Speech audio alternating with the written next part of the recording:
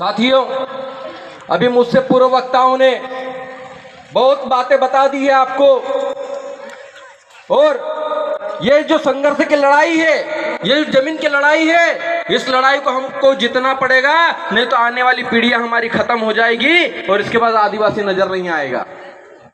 आज की खास बात यह है कि जिस जमीन के लिए हमारे पुरखे टंटिया बिल लड़े थे, जिस जमीन के लिए हमारे पुरखे बिरसा मुंडा लड़े थे, उसी जमीन को बचाने के लिए उनके साथ भी नारी शक्तियां लड़ी थी और आज भी नारी शक्ति हमारे साथ बैठी है। इसलिए हम इस लड़ाई को हम लोग जीतेंगे।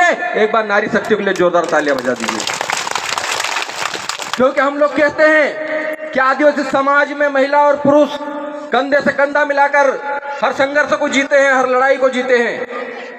और वो लड़ाई अंग्रेजों से थी, और आप लोगों को भी याद होना चाहिए, इतिहास गवाह है कि हम उस कौम के वारिस हैं जिस कौम के लोगों ने अंग्रेजों के बंदूकों को नाक में दम कर दिया था और जमीनों को बचा लिया था। उस कौम के वारिस हम लोग हैं। तो हम लोगों को ये भूलना नहीं चाहिए। सरकार कहती है सरकारी जमीन है, भू राजस्व संहिता 1959 में बना और उसकी 165 की धारा 6 कहती है कि बगैर कलेक्टर की अनुमति के किसी ग्राम की जमीन नहीं ले सकते। लेकिन उससे भी पहले हमारी रूढ़िगत ग्राम सभा कहती है, अभी मुझसे पूर्व मांगू दादा ने कहा, ओंकार कटारा दादा ने कहा कि 13(3) का भारतीय संविधान का अनुच्छेद 13(3) का ये कहता है रूढ़ि का बल प्राप्त है, उसको विधि का बल प्राप्त है। उसके ग्राम सभा के बगैर कोई कलेक्टर भी आदिवासी क्षेत्र की जमीन नहीं ले सकता। तो सरकार की जमीन यहां कहां से आई? जब इस देश का सबसे बड़ा कोर्ट है सुप्रीम कोर्ट, उसने जजमेंट दिए, समता जजमेंट दिया, वेदांता जजमेंट दिया, उसमें कहा कि आदिवासी क्षेत्रों में सरकार की 1 इंच भी जमीन नहीं है, आदिवासी क्षेत्रों में सरकार एक व्यक्ति के समान है। तो वो कलेक्टर या सरकार आदिवासी के, ये बताए हमको।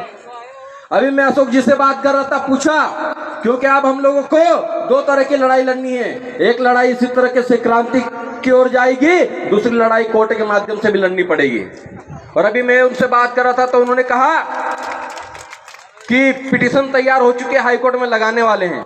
हम लोग भी वकीलों से बात करेंगे, उनको समझाएंगे कि 5 जनवरी 2011 का जो जजमेंट आप बार बार सुन रहे हैं कि आदिवासी इस देश का मूल मालिक है, बाकी के जो जजमेंट हैं उन जजमेंटों को उस वकील को बताएंगे, उसको कहेंगे कि अच्छे से हेयरिंग करे और इस गांव की जमीन, नाटो गांव की जमीन बचाए।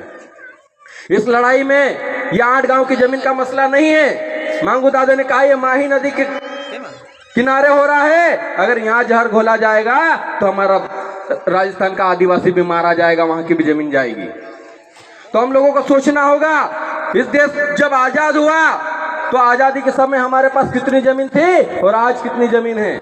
आज कुछ 3-4% के आसपास जमीन बची है जो जंगलों के रूप में है, उसको भी यहाँ के सरकार फॉरेस्ट रिजर्व के नाम पे तो कई कंपनियां खोलने के नाम पे उजाड़ देती है और आदिवासी को विस्थापित कर दिया जाता है। और आप लोग सोच रहे हैं कि कंपनियां लगने के बाद हमको रोजगार मिलेगा, तो आपके पास में या बदनाम रतलाम में कितनी कंपनियां लगी आदिवासी जमीनों पे, वहां जाके पूछा ना कि कितने आदिवासियों को रोजगार मिला है? एक को भी नहीं मिलता है, किसी को काम पे नहीं रखते हैं। हम क्या पकाएंगे? आज जमीन है तो आज जमीन पे हम लोग खेती करते हैं, अनाज पकाते हैं, उससे पूरा साल भर हम लोग चलाते हैं। अगर जमीन नहीं बची तो हमारी आने वाली पीढ़ियां खत्म हो जाएगी। ये आप लोगों को सोचना होगा। ये जो मध्य प्रदेश की सरकार है, ये जो केंद्र की सरकार है, ये सब मिलकर, ये सारी तमाम पार्टियां जो पार्टियां हैं, ये सब लोग मिलकर आदिवासियों की जमीन पे नजर बनाए रखे हैं, किस तरीके से आदिवासियों को खत्म किया जाए, आदिवासियों की जमीनों को नष्ट किया जाए।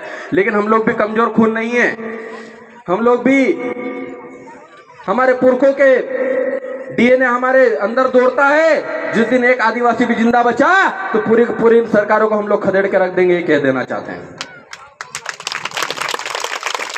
लेकिन ये लड़ाई हम लोग संवैधानिक तरीके से लड़ेंगे। अब हम लोग संविधान पढ़ने लगे, हम संवैधानिक तरीके से लड़ाई लड़ रहे हैं, नहीं तो हम लोगों को टंटिया और बिरसा बनने में देर नहीं लगेगी। इस बात को भी कह देना चाहते हैं।